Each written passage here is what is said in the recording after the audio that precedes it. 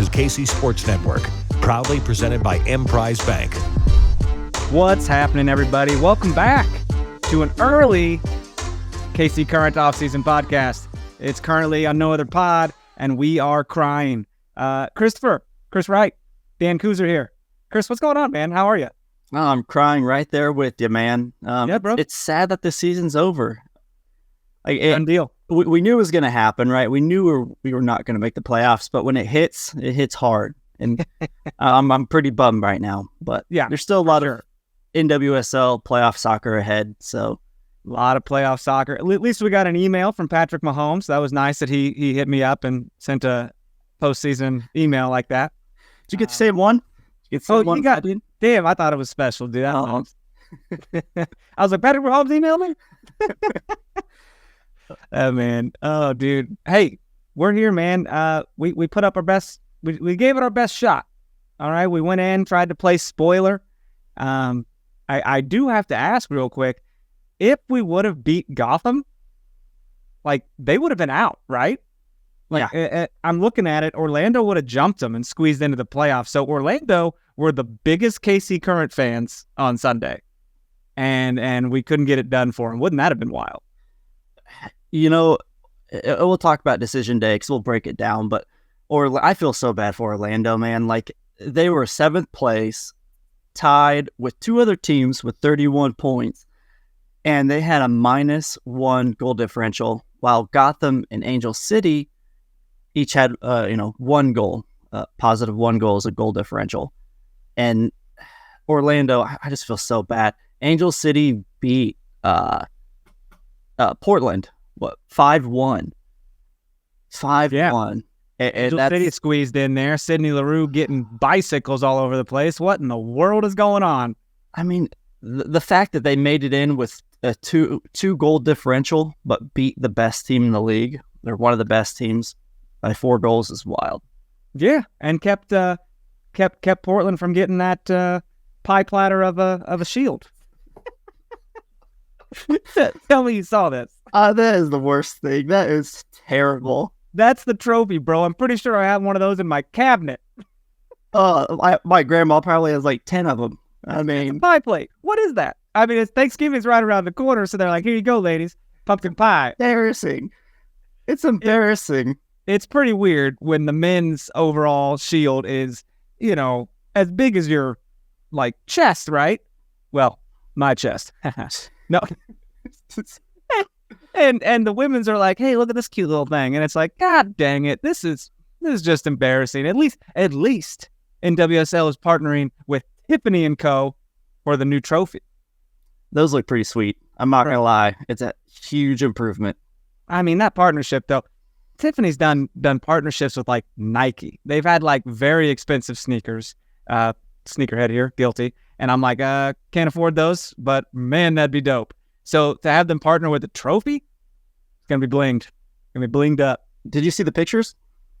Honestly, no. Googling now. Well, it's in our format. If you want to scroll down to the bottom, saying you have a couple minutes. Yeah, scrolling. Gee, man, Christmas, you got screenshots. Oh baby, look at that guy. Looks pretty sweet. And the fire in the background, keeping it warm for you. Yeah, and they have some pictures without the fire, but gotta throw some fire in there. I mean, fire makes everything better, dude. It looks good, and right next to that MVP trophy as well, which is just over half the size of the champion trophy. So that'd be pretty cool to win. And I think I read something that they are intending to change the Shield trophy, but this took priority. Those two. So next year, I think they're going to want to keep that. How do you try and recruit top players in other leagues when you're like, this is the Shield trophy? This is, right, half a year's worth of hard work. And if you want to win the regular season, here's a Frisbee for your troubles. We're not the only ones making fun of this, right? We're not being insensitive. Like, everyone's laughing at this, right? It's pretty bad. Okay. I just want to make sure we're not being dicks and everyone's being dicks. No. It's one of those things, like, you see all the progress the NWSL has made, and then you see that, and it just kind of brings you back down a notch. Like, there's still work to be done. Like, it's like looking back where you came from. It's like, oh, we haven't gone that far. We little further to go. Not as far as we thought. Oh my God. Oh, dude, it's a wild week, man. NWSL playoffs are among us. As mentioned, we drew with Gotham on Sunday. I'm kind of a newly converted Swiftie over here. Are you familiar with that term? I'm very familiar. Bro, I had a hell of a time at the concert film. I just got to throw it out there. I just keep thinking about it. It was so immersive. I had a great time. Did you sing along with all the Swifties? I don't know all the words. She tells a story though. I mean, she's good with words, right? As she writes these songs. Yeah. But my brain works differently. Someone could be rapping about the most insensitive shit and just offensive. I wouldn't know. I'm just getting down because it's a funky beat. Like I hear music over words. A lot of other people hear words, but the beat doesn't really get them. So I'm just like, and there's some songs that did not age well that I didn't know what they were singing about. I was like, oh shit, that was weirdly sexual. What am I doing? I'm the same way. I listen to a lot of like German music. I'll listen to music from anywhere. Oh, so you have no idea what they're singing. Well, I mean, yeah, like I'm not a lyrics guy. Like Nick is not either. You know, I'm just not a lyrics guy. I'm a beat. If you could have the best lyrics in the world, but if it's with a bad beat or with a bad like riff of a song, I don't really care. I gotta tell you, we weren't batting an eye when Black Eyed Peas sang "Let's Get R-worded," and then they had to change it to "Let's Get It Started," and it's like, oh, that would have been a better thing first. Yeah, funky beat, not great words. Yeah, so I could be like singing things I have no idea, and I do in a foreign language, and I just kind of really hope it's not insensitive. But you know, that's risky. It's very risky. It's very risky. So it was a good time, though. It was a good time. But that's what it is. I cried a little bit. Like, just music moves me. I was a music major, and it just, if it's like I got a good melody going on, man, I'll get in my feels a bit. It's a little wild. So if I went, would I be around a bunch of other people singing their hearts out? Maybe not anymore, right? Because like the newness of the opening weekend is kind of wearing off. We went at noon on a Sunday, so it was like not too bad. But it's damn near 3 hours of music, and that's a great concert. That's a hell of a time. I feel like you kind of have to participate. It's one of those things you can't just sit there and be quiet and watch. Am I wrong? Or am I okay? I mean, some people clapped and hooped and hollered like an actual concert. Some people had glow sticks. I was like, that's dope. But I just sat there and enjoyed it like a movie. No one really bothered me, so it was fun. Pretty wild, man. We're in our Taylor Swift era with the whole Chiefs connection and everything. It's all I want to talk about. So you guys want to talk about it, get at me. We'll bring you updates throughout the offseason. How about that? Yeah, getting a fan page on Twitter here. Hold up. Oh, man. Hey, this starting 11, dude, just as good as it could be. I mean, it's we weren't phoning it in. We weren't taking the week off because we were eliminated. This is the best choice lineup to put out to compete. Wouldn't you say? Yeah. Kaiser had an excused absence, and so did Stina. So neither one. Kaiser was at like her brother's wedding or something. Yeah. I do want to just preface this little segment with Alexa Spanstra for president. Just gonna throw that out there. Please stay in KC, Spanstra, because you've been a little badass these last few games. I'm just like, I'm floored that quality is there, man. Taking shots outside the box, just cutting it in and curling it over there. She nutmegged that defender and then went across the face of the box and put the ball in the back of the net. Yeah, she's sassy. I mean, just unreal. Like the fact that we got to watch her develop all year, it has been so much fun. And that's why, something like the Challenge Cup was so important, because we didn't have a chance to see her get on the field really until the Challenge Cup. And that gave her an opportunity to get those reps, get those minutes and kind of get that experience. And now, we had a hell of a rookie class.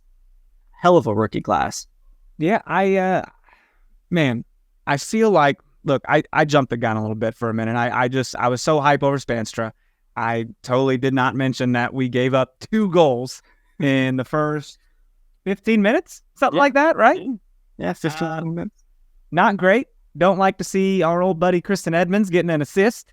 Love to see her flopping around, though. Good to see that she's just falling down with not getting pushed and getting fouls called. Like, that's the kind of game we want to play. Okay, go for it. I didn't think we were men soccer players. I thought we were badass women who don't flop.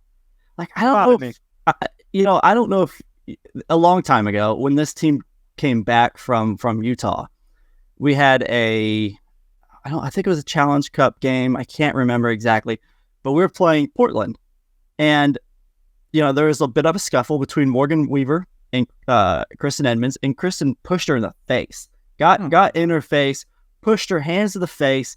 I think there was like 3 red cards. I think it was the most in a game. So she has some sass. She has some badass to her. She has some fire. So to see her kind of flop it's like, it's one of those things like, what happened, Kristen? You go to Gotham. Start making these TikToks where you got no rhythm. I don't know what that's about. I have no rhythm on if I were to make a TikTok, so I can't say anything. I know. Just don't make them, buddy. Don't do it. Don't get on there. It's, actually, we should get on there. We'd be TikTok famous. We'd be too famous, you guys. We can't get on there. It'd be no good. Hey, before we get in and start taking a deep dive into this game, want to take a quick break, and we'll be right back. Thanks for listening to KC Sports Network. Make sure you download our new app. Find it on the App Store or Google Play. Just search KC Sports Network. Hey, you like my mustache? I like it. I dig it. Crushing it, dude. All great men have mustaches. Do you know that? What are you trying to say? Trying to say I'm not great? Not great, bro. All great men got it. So I got a little beard oil. Put some oil on that guy, and then you finish it off with the balm to kind of get all the stray hairs all mushed together. It's a process, What a partial mustache. Does it have to be a full, or can it be just a couple of whiskers here and there? No. Okay, hold up. Nick's saying, our producer Nick, great guy. Horrible take sometime. He said, beard oil is a ripoff, and I have to say, you're wrong, sir. You don't have the long hair. The beard, you have to oil. It keeps you from having like dandruff on your shirt, for God's sakes. Beard dandruff. And hair needs oil back in it because you shampoo it. You wash your face. It strips it of all its essential nutrients. You got to oil up. Everyone knows this. I don't know it. Well, you don't know this because you've had the same cowlick hairdo for 27 years over here. I wish I could change it, but God gave me. Nick, we need to get you a makeover, my friend. We'll get you in the chair like a cover girl. Can we get a beard oil sponsor here? And hey, not a bad idea. I know a guy in KC. We'll get that going. Dude, I do want to point out we had almost as many shots on goal as Gotham had. All right, it's 4-5. They had 5. Their expected goals 1.38 to 0.94. Possession was pretty equal. Passing accuracy pretty equal. They peppered us a little more with shots. Not so much shots on goal, but 14-8 on shots total. It just felt bad right out the gate when Midge, love Midge Purse, really love her, and she just puts one away on us, so don't really love her anymore. 6 minutes, dude. I didn't know what to feel. I was like, this sucks. This how it's gonna go. This is gonna set the tone for my next 2 hours of watching this game. I thought the same thing. I was thinking like, all right, the last game of the season, you want to finish strong. We were all hyped up about it. We wanted to be the spoiler, and right out the gate, just bad defending, great strike, some bad defending, and I was just hoping. I didn't think that we would be able to come back from behind like we did. Like I thought if they were going to score or if we get a couple goals, they could just park the bus, pack it in, and that'd be kind of how the day would go. You're right. And going down 2-0 in the 15th minute, Yasmin Ryan, my sister from Chris and Edmonds, gets a second one. But everyone knows 2-0, that scoreline, that next goal is the most important. And we took advantage. You mentioned that we wanted to play spoiler and kind of wanted to play it a little more because on the Snacks podcast with Lynn Williams and Sam Mewis, Lynn in jest was like, "Oh, Casey Current's already out of it. Can't they just let us have this? I know it was a joke, but I'm like, oh, we ain't let you have nothing. Oh, you don't let no one have nothing in sports, man. And we didn't. We made it very hard on them. Also, something of note, Sam Mewis kind of refers to Casey Current not really as her team, kind of refers to him in like third person situation. Not third person. I don't know. What is it? Second person? Like they, them. Yeah, like a they, them, and not us. She never truly has claimed Casey Current as her own. And the entire city kind of got behind Sam Mewis, really wanted to, see her play, see her be healthy, see her be successful. And, I think she's getting her medical bills paid for by Kansas City. So it's kind of weird. I kind of expected her to maybe be like on the sidelines or be at, do some signings or something. I don't know what the contract entails, but it's been a weird ride with Sam Mewis, wouldn't you say? I think right out the gate, and Vanessa even had the same observation I did. When she did her introductory press conference, you can see, Angie Long's over the moon, introducing her, super happy. Kansas City, as a soccer community, we're all ecstatic. And it just never felt like she bought in fully. And I could be wrong, by the way. I could very well be wrong. But that was just an observation I had and Vanessa had. So it's not much of a surprise that she didn't do much with the team, but it is at the same time. Last year she was on the sideline a lot, right? Mm-hmm. She was being that kind of veteran leader, even though she wasn't playing, on the training ground, on the field, helping coach players up, share her experience, share her leadership ability.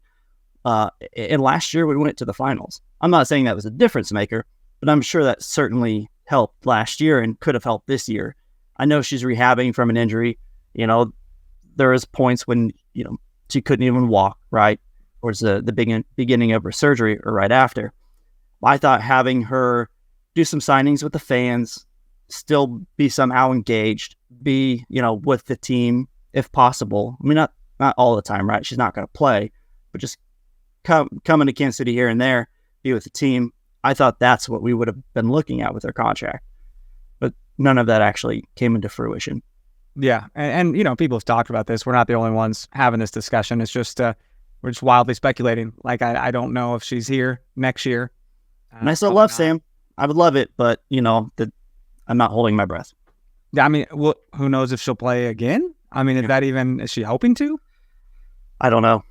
I don't think anybody really knows, sadly. Hard to say. Well, we veered there for a minute. We're down 2-0, 15 minutes in. 11 minutes later, Alexa Spanstra, dude. Alexa freaking Spanstra. She just took it into her own hands. And I do want to say, Alex Loera is a great player. Did she give away a ball that led to that first? Was it the first goal where she just took a real bad touch, like a heavy touch, and gave it away right out the bat? And it was like, wow, that's not in her wheelhouse. That's not what Loera does. But she does hit this beautiful long ball to Spanstra down the right-hand side, cuts in, beats two defenders, long-ass shot over the goalkeeper. And it was gorgeous, man. Her first career goal regular season was last weekend, and she bounces back with this. So consecutive matches.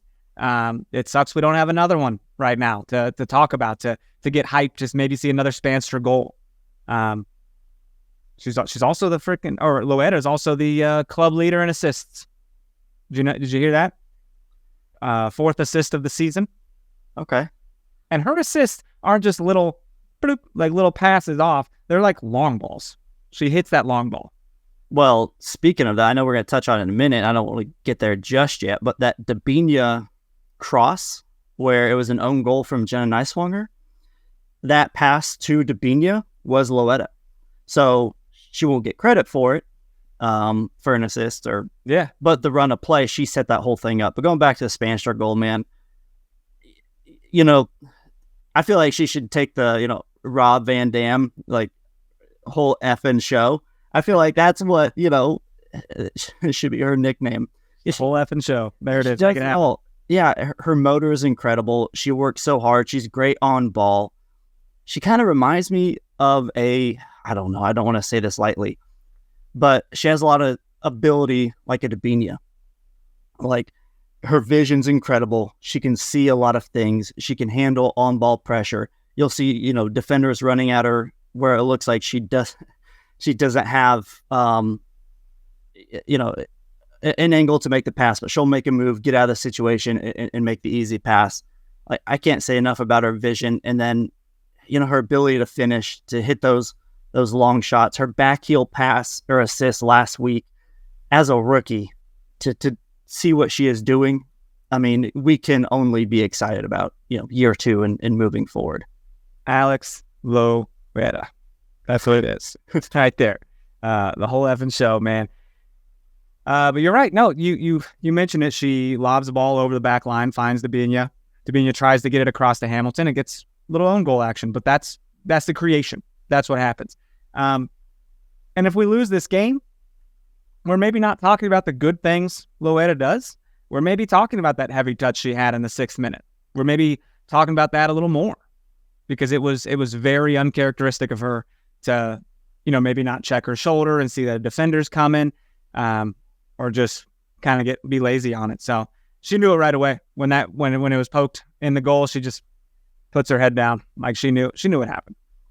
Yeah, and I was a little frustrated with the second goal from Gotham. It just felt like Yasmin Ryan kind of cut up the box, right? I saw a couple players do a little bit of a half lunge, expecting somebody else to step up, and it was just they got caught kind of being lazy, ball watching.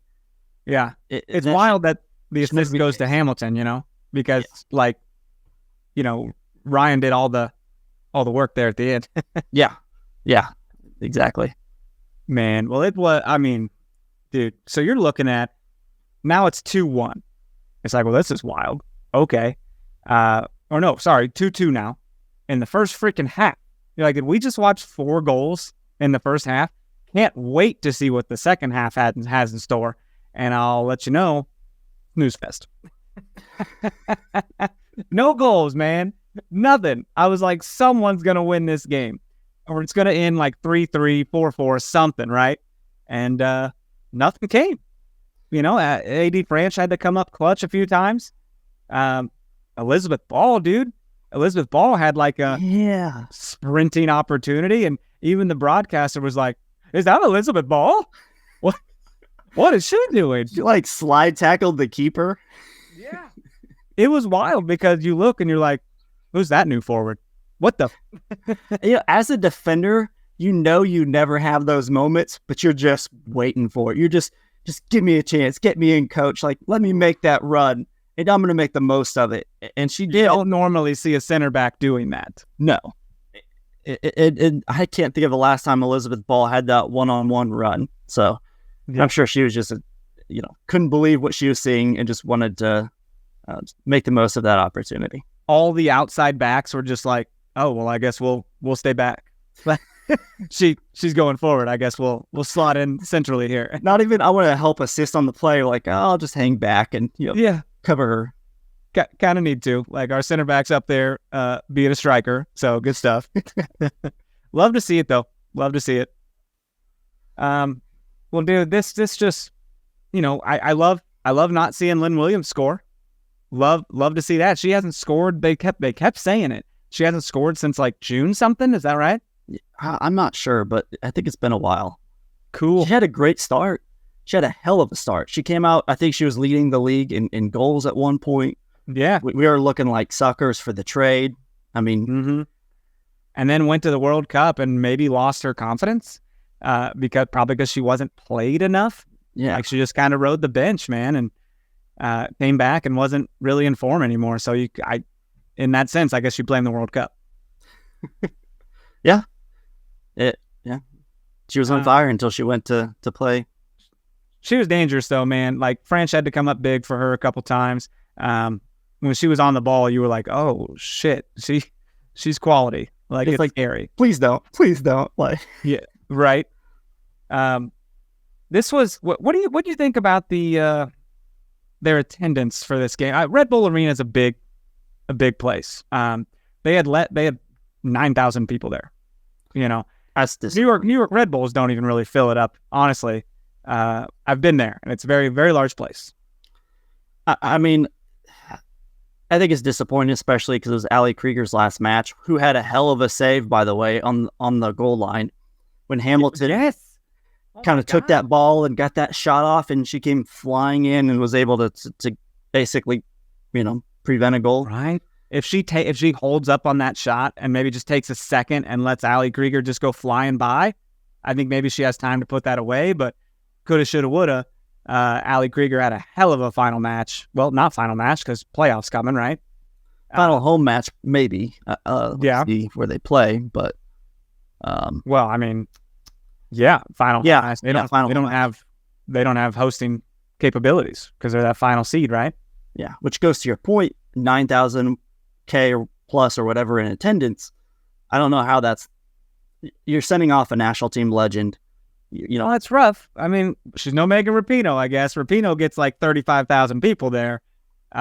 New York, 9,000 per capita. I mean, I know we talked a little bit about it, but in a previous podcast on attendance, but I don't understand how they're not getting more butts and seats. Have you been up there at all? You don't go to many away games.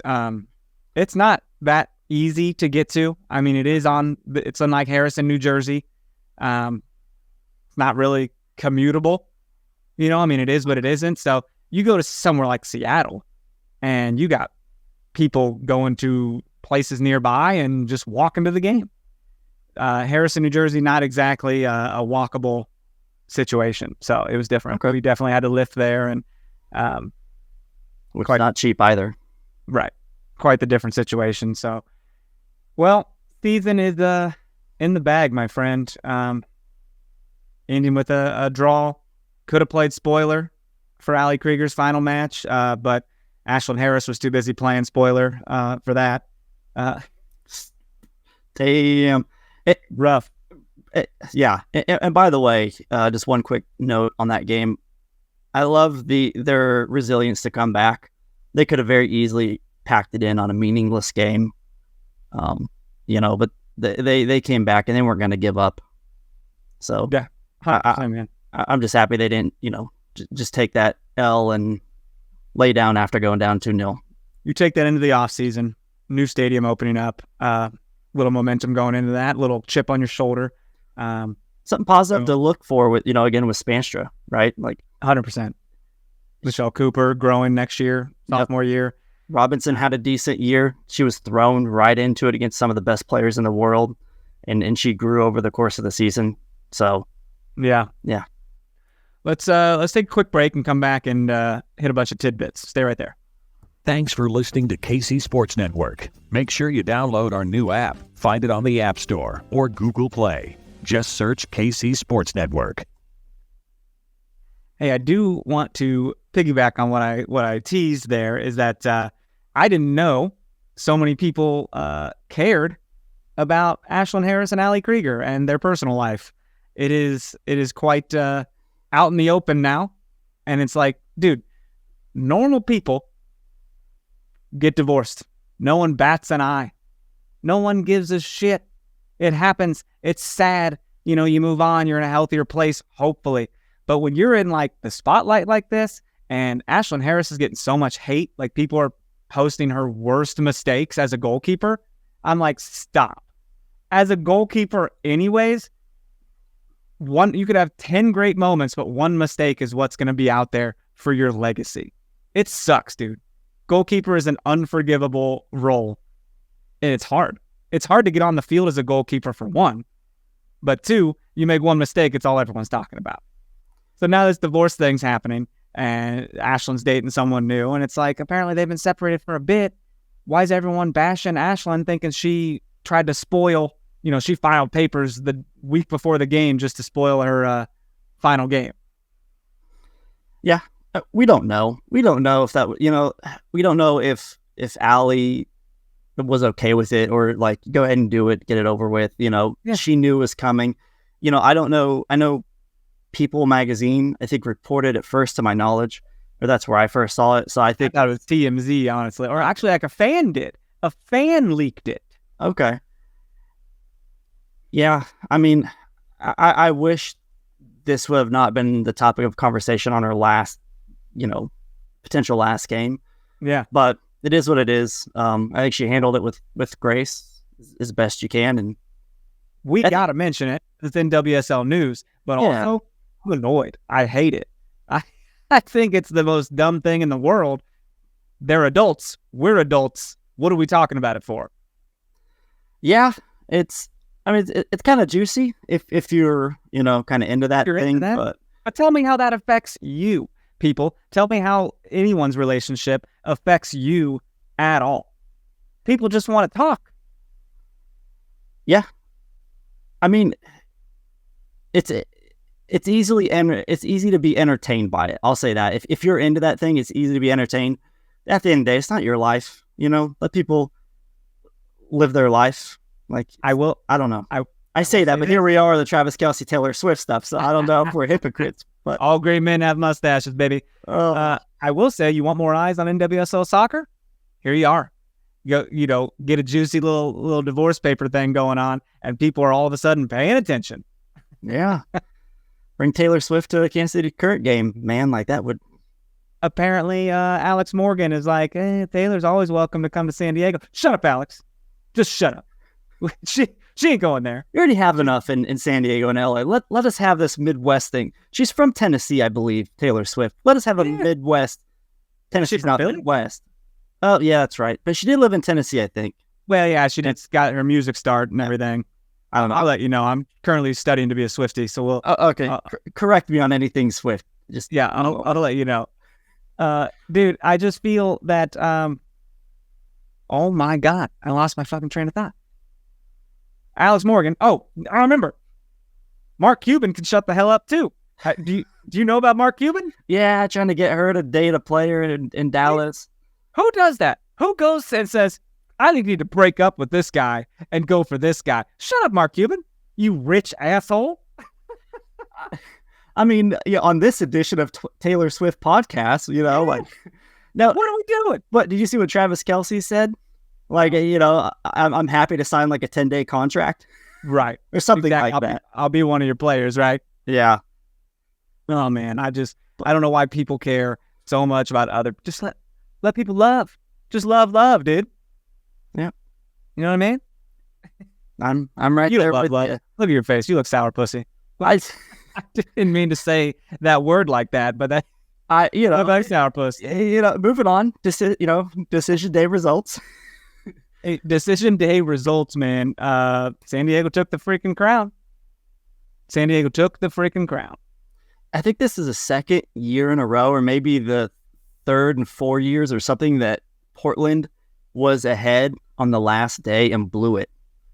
For the Shield. Sorry, for the Shield. So last year it happened same way? I think so. I think they lost to OL Reign on the last game. So Portland clearly missing out on that $15K per player bonus you get. They've already made enough here, but Portland scored a lot of goals, man. They also let in. They scored 11 more than San Diego, but also allowed 10 more than San Diego, right? So it all kind of equals out with the differential. But they showed that they can score goals. As Sophia Smith wins, Golden Boot. I just feel so bad for Orlando, because I was really hoping for Orlando to get in. They're kind of my underdog. They came on at a good time, and all they had to do was win and not allow, hope that Gotham didn't win and not allow, they couldn't control it, but hope that Angel City wouldn't win by like 3 or more goals. That's exactly what happened. So, and they won too. They did what they could to control the outcome. But I'm just surprised that Angel City put it on Portland. Portland had something to win. The Shield was on the line, and they just got absolutely blasted. And that's okay, because then Portland's going to have this fire under them going into the playoffs. They still got their bye. Top 2 teams don't have to play. So they're still in a good position, right? They just don't have a pie platter to show for it. And that's fine. I think that'd be a favorable position, man, because you want to win it all rather than winning the regular season trophy. Anyways, you want that NWSL championship at the end of the year. Right. 5-1 Angel City, man. The story was Sydney Leroux's bicycle kick, and then video surfaces of her and her son practicing bicycle kicks in the yard like a year ago, which I'm like, that's kind of wild. And then the video shows her son like in the stands, just in shock that she hit that. And she did. She hit that from a ridiculous angle, for God's sakes. Wasn't even in front of the goal. Was far off to the side. And it just slants into the goal. I couldn't believe that. The woman has not played the whole year. Like she's been in and out, right? Right. And then she just comes in and shows why she's still good. It was fun. It was a fun goal, man. I mean, I think as any striker, you kind of dream of getting a bicycle kick, or anybody who plays, having that opportunity. And it usually doesn't work out well when you try it. You jump, you fall on your back, you could like hurt your shoulder, you whiff or you sky the thing. The odds of actually making a goal off of a bicycle kick are probably very, very, very low, but she did it beautifully. Have you ever done it? You ever made one? I did as a kid. Did. So you remember that? Damn right I remember that. Wow. I remember all my goals too, but I've never even like attempted one. Never even like thought to or been in the position. It's just crazy. And that was back when I could like jump up, get some air, hit the ground, and then be okay and fly right back up. No problem. Now, it's going to take a couple extra minutes to recover from that. Listen, now I do it, and it's like, call the wife, get the heating pad warmed up. So, text Marissa, hey, it's going to be a rough one. Just be ready. Get the ice bath going, all right, babe? Horrible time. Well, hey, good to see Chicago Red Stars came out and they were themselves. A little losing 3-0. Ain't no thing. They must love playing us, though, because they know they can score against us. Yeah. It's weird. Chicago, real quick, one thing I saw last night that took me by surprise. Alyssa Nair has let in, when I say let in, their defense, put her in this situation. They have a goals against 50. Whoa, 50. I don't know if that's a league record. I'm gonna check because I'm curious myself. They let in 50 goals against. That's true, man. They are negative 22 differential, and we're negative 6 as the next worst. Like, and negative 6 doesn't even sound that bad. Negative 6 is that number where you just missed out on the playoffs, right? And essentially we did. We were 5 points out. So this whole the standings has been one of the closest races in recent memory. Like, I know they play a lot less games than a lot of other leagues at 22, right? But it's been a pretty tight race all year. Yeah. I am looking at something that's interesting. And, the Spirit lost to North Carolina. I know I'm jumping ahead here, but I have a fun stat. Yeah. Did you see that Trinity Rodman red card, by the way? I think it was shown on the broadcast. Okay. What'd she do? She got the ball taken and she went to catch up, and it looked like she wanted to do some contact, but she also kind of like caught the player's foot from behind, and she was like stepping on it, like just literally stepped on her foot, and the player's foot slid. It was a clear red. It was a red. Yeah. It looked like it wasn't intentional. It looked like she wanted to maybe foul them or get some contact, but not quite a red. Right? Like an early red. It was very early, and that kind of set the tone, especially against the North Carolina team has the highest possession percentage in the league by far. You can't go down a player, and their courage is won. If they would have won, man, that pops them into the freaking fourth seed. Yeah. And instead, they're on the outside. They're in the 8th position, looking in. And here's the craziest stat to me. They had the fewest, Washington Spirit had the fewest losses of any team. They had only 6 losses, and they didn't make the playoffs. So out of all the teams that made the playoffs, they had the fewest losses. Yes. They did. That is 6. wild. Yeah. But they had a lot of draws in there. They had more draws than wins. So it's like, if you can't get the 3 points throughout the year, it's not going to happen. Right. You know, I mean, we had more wins than they did. Yeah.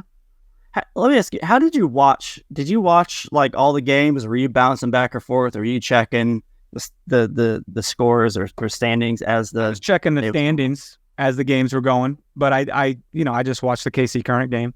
Yeah. Staying locked in there. Dude, Trinity Rodman's got to feel very silly for getting that. How early was the red? It was early, right? Yeah, I'll find out real quick. I mean, because when that happened, you kind of knew, wow, win and they're in, essentially. Other things had to happen, and other things did happen. And they could have absolutely made the playoffs. Gotham would have been out, would have been a very sad story. And in that situation, KC Current would have played spoiler by keeping them to a stalemated draw. But man, Washington Spirit was on top of the world for a lot of the year. A lot of the season, man, and Trinity Rodman's part of that equation. And when she goes out, kind of a done deal. You might as well go home. 23rd minute. So I mean, very early. Yeah. Wow. Well, I mean, the bracket is set, my friend. I mean, the games start this weekend, right? Or no, Friday. There's a Friday night game and a Sunday game for those quarterfinals, the teams that don't have a bye. So that'd be fun. Any predictions for that? You got Gotham versus North Carolina and Angel City versus OL Reign. So I'm gonna start with Friday. Angel City plays OL Reign. I'm gonna go Angel City. They've been on a tear. They had a huge, I don't know if it's continued or if they lost, I can't remember, but they had a huge unbeaten streak. And they're firing on all cylinders. Fired up. Their coach, she was an interim coach, and she's clearly going to keep her spot. I don't see any way how Angel City lets their interim coach go. Tweed, she's bringing the best out of those players. Their form has been great. I see LA, Angel City, advancing over OL Reign. OL's been very hit and miss. They beat a bad Chicago team, so you can't put much stock into that. I think that North Carolina is going to beat New York on Sunday. I concur with both of those assessments, honestly. Do want to take a quick side note here. You mentioned the term interim coach, and it's very much sounded like Coach Hueblum was lobbying for her job at the end of this season in a little interview, saying she thinks she's done enough to show that she can be a head coach in this league, whether here or at another team. And is anyone going to say bullshit? I'm so sorry. What is enough? I don't know. What's enough? Taking us to the Challenge Cup final and losing, I guess, or making us miss the playoffs. I mean, I don't know. Not changing the formation up until the final couple games.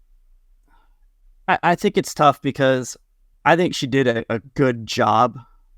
I don't want anyone to lose their job, by the way. I just want to preface that. I don't think it's great for anyone to be fired, but I think it's very cheeky to just be like, yeah, I think I should be a head coach. And it's like, oh, shit. Okay, show your worth, girl.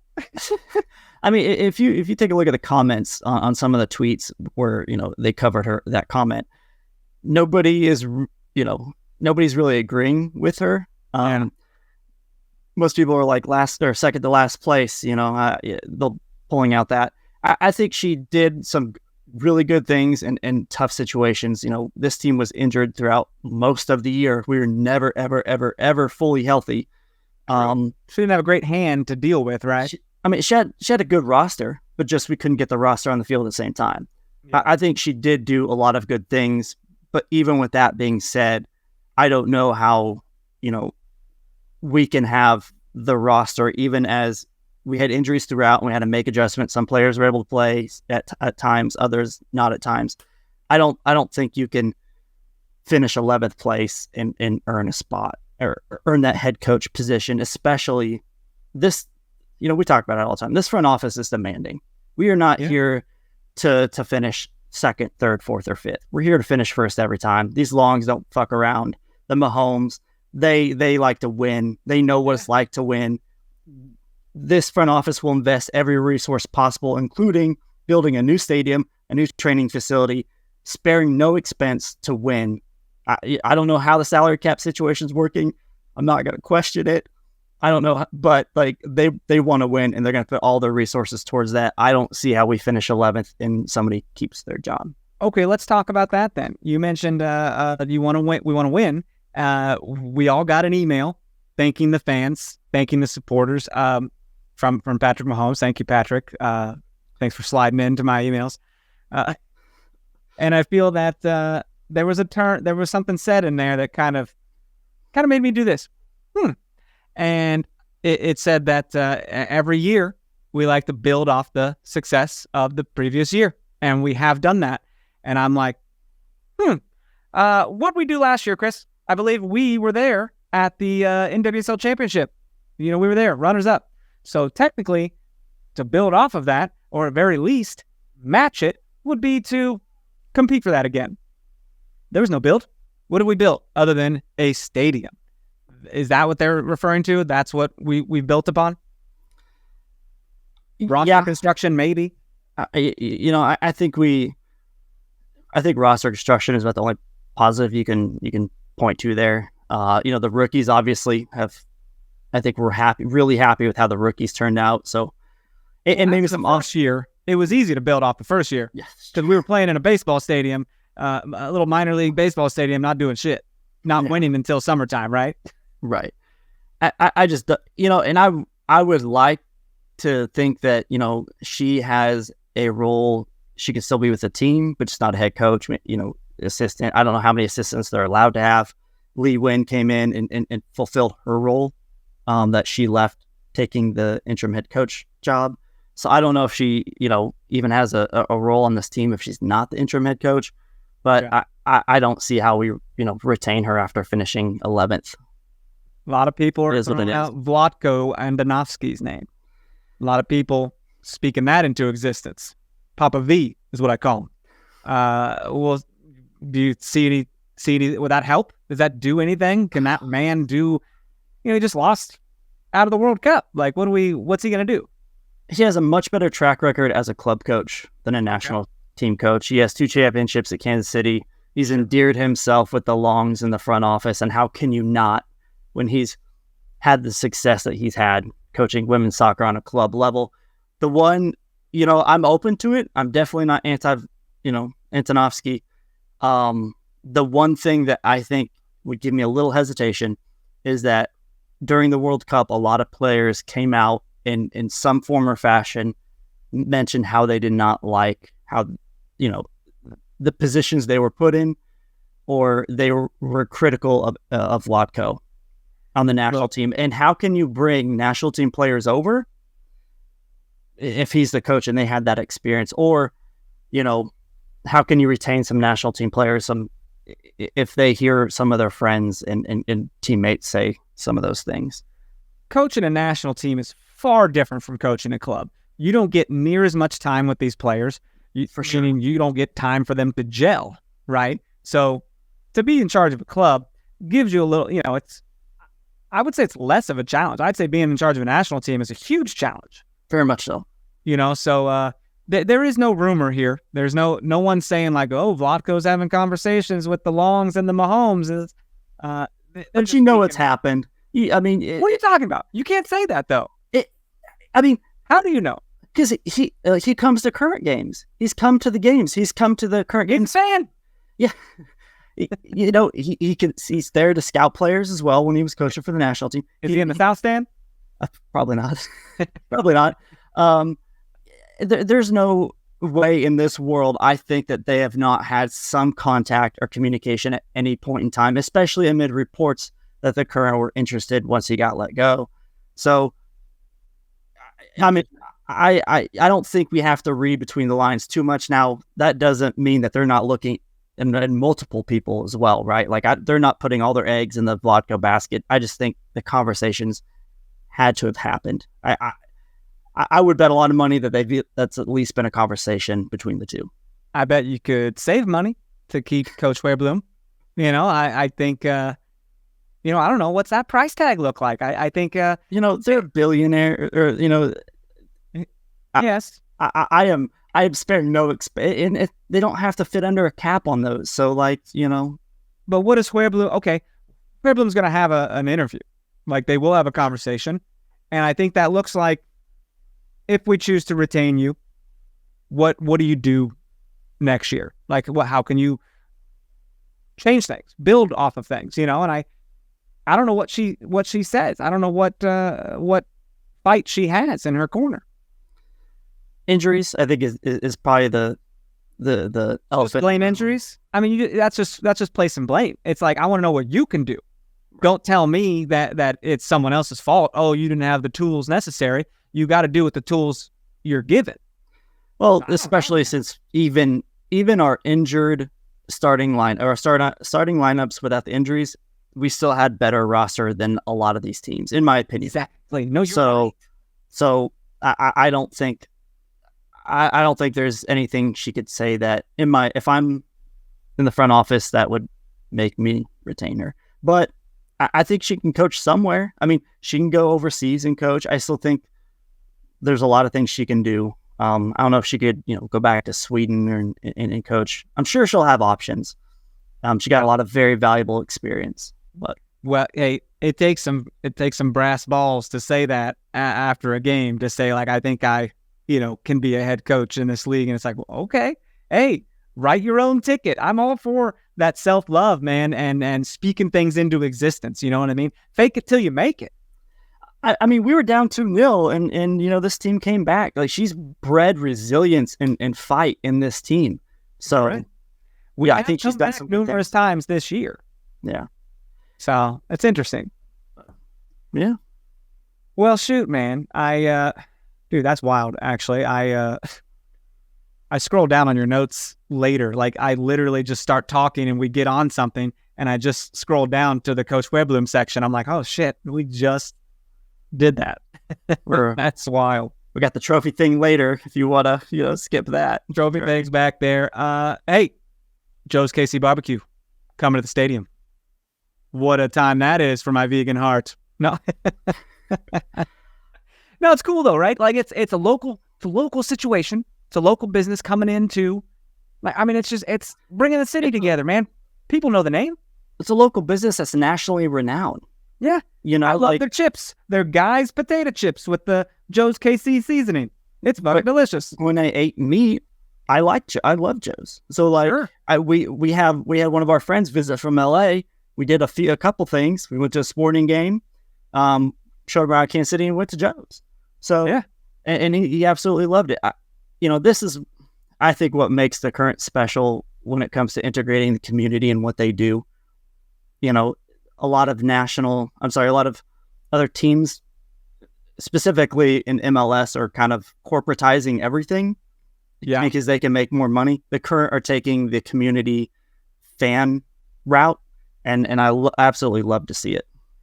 It would, man. I went to Angel City game, and they had a local vegan chicken restaurant in the stadium, and I was like, oh my god! If I had season tickets here, I would eat this every time. Every game I'm there, I would make sure I don't eat dinner before the game because I'm eating it at the game. That'd be so dope. This is just one vendor of many to be announced, I'm sure. Right? But dude, I've been to multiple stadiums around the country, and the best ones I've been to have that local feel. Austin's got freaking taco trucks out there, vegan Vietnamese food. Minnesota has some local stuff at their place.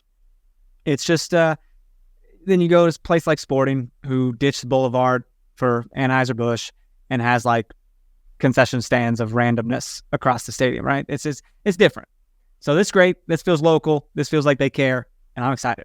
What I like about it too, I've talked to a lot of people who are like, I'm going to come and catch a Kansas City Current game at their new stadium because it's a big deal, and they want to be part of that. Everybody from around the country want to come and be a part of that. They're going to come to this stadium and get a taste of Kansas City. They may not have much time to visit Kansas City and explore Kansas City and get the general feel and vibe of everything the city has to offer. But they can have a nice taste. They can have a sample size, tone down a touch, but just by coming to the stadium. And I think that's, something to be very proud of, and just a great move by the organization as a whole. It can't come soon enough, man. I know we'll get a schedule of events, coming out sometime in the offseason telling us when the new season kicks off, and then followed by drafts and the schedule announcement, and stuff ramps up pretty quick around here. So it's I expect more announcements like that at the new stadium. It's exciting. I'm pretty pumped. I'm going to email my buddy Patrick Mahomes and tell him how pumped I am. If I just respond to that email, does that go to him? Yeah, just hit reply all. Okay. I'm sure he's going to get it. Got it. I'll give it a shot. Okay. Man, did I miss anything? Good? Yeah, we got one last touch of news. The unofficial, as of pretty much today, the first round of the NWSL 2024 draft order is out. We can only really comment on what, 1 through 8. So the first one is Utah Royals. They're going to have the first pick. And then second pick goes to Bay FC, Chicago, and all of their 50 goal against glory is going to have the third pick. Kansas City locked in the fourth pick. North Carolina has the fifth pick that they got from Houston. Louisville has a sixth pick, and Washington has the seventh pick, and Orlando has the eighth pick.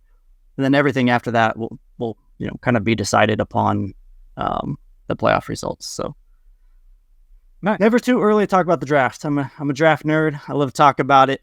We're going to cover that pretty extensively over this offseason. That works. Pretty exciting stuff. Maybe we'll see some kind of trade up on our end or something like last year. You never know. Especially with the expansion draft, that's going to be heartbreaking. I don't want to lose any of these players. No, for sure. For sure. Well, shoot, man. Okay. Well, guys, thank you so much for being here with us this week. It wasn't a losing podcast. We drew the game, and we came with a winning attitude here. So we did it for you. If you guys could be so kind, hit us up on Apple Podcast, 5 stars, ratings and reviews, Spotify as well. You can reach us at No Other Pod on X, formerly known as Twitter, at Dan Kooser, at Chris Wright 21. Email us, nootherpod@gmail.com. Any questions about the offseason you might have? We're locked into the NWSL playoffs, so we're going to come in every week, talk about different storylines, and have a little fun with it. So stay tuned, guys. Nerd out with us on women's soccer, and we'll be back next week. So love you. Bye.